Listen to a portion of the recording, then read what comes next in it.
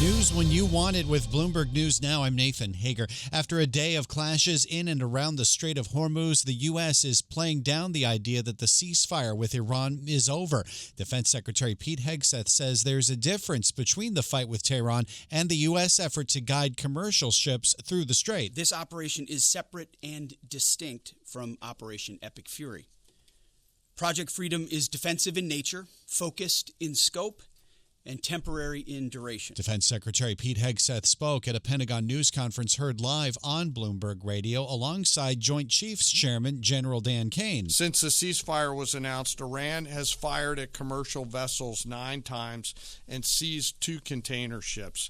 And they've attacked U.S. forces more than 10 times, all below the threshold of restarting major combat operations at this point. General Dan Kane says more than 1,550 commercial vessels are still trapped in the Persian Gulf with about 22,000 sailors on board. And while the United Arab Emirates says it is seeing more Iranian fire today, investors appear focused on the ceasefire holding.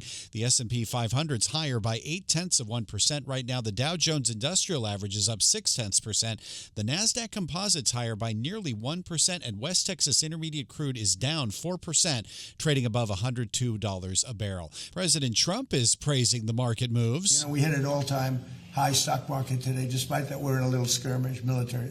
I call it a skirmish because Iran has no chance. They never did. President Trump spoke at an Oval Office ceremony, signing a memo to reestablish the presidential physical fitness tests for public schools that were phased out under former President Barack Obama. Investors are also digesting a slew of economic data, including the latest job openings for March.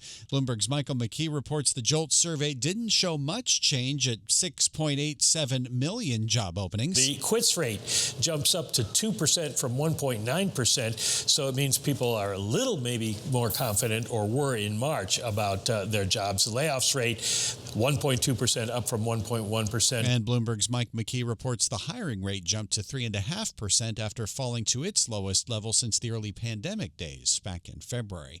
More layoff notices could be coming to a couple of big tech firms. Bloomberg News has learned PayPal plans to let go of about 20% of its workforce, more than 4,500 positions in the next 2 to 3 years, as new CEO Enrique Lores looks to save at least $1.5 billion over that time. PayPal shares are down more than 8%. Coinbase is cutting about 14% of its workforce. CEO Brian Armstrong says the crypto exchange needs to rein in costs to manage volatile markets and AI advances. Coinbase is lower by more than 2%. It's primary election day in Ohio. Republicans are choosing between former presidential candidate Vivek Ramaswamy and YouTuber Casey Putsch in the governor's race, while Democrat Sherrod Brown's looking for a political comeback in Vice President J.D. Vance's old Senate seat. Bloomberg government Zach Cohen is also keeping an eye on down-ballot races in Indiana. There are a number of challengers to Republican lawmakers who bucked President Donald Trump and Governor Mike Braun in their efforts to redistrict congressional lines to give Republicans all 9 of those seats. And now Trump and Braun are trying to unseat those lawmakers, which could allow Indianapolis to bring back redistricting in 2028. Bloomberg government Zach Cohen in Washington. And lawmakers in Tennessee are kicking off a special legislative session today aimed at redistricting. That's after the Supreme Court ruled last week to limit the use of race in redrawing congressional maps under the Voting Rights Act. Google, Microsoft, and Elon Musk's XAI have agreed to give the U.S. government early access to their AI models so they can assess security before the general public gets to see them. Bloomberg's Maggie Eastland reports from Washington. OpenAI and Anthropic have already had agreements since 2024 with specifically the Center for AI Standards and Innovation. That's an office within the Commerce Department that knows how to evaluate models. So now you see 3 more firms agreeing to allow the U.S. to access their models early.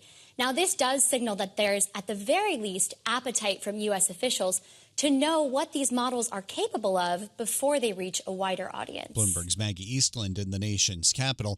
Anthropic's just unveiled a new set of AI agents aimed at handling a broader mix of financial tasks. It's part of the Claude chatbot maker's push to win over Wall Street. That's news when you want it with Bloomberg News Now. I'm Nathan Hager. This is Bloomberg.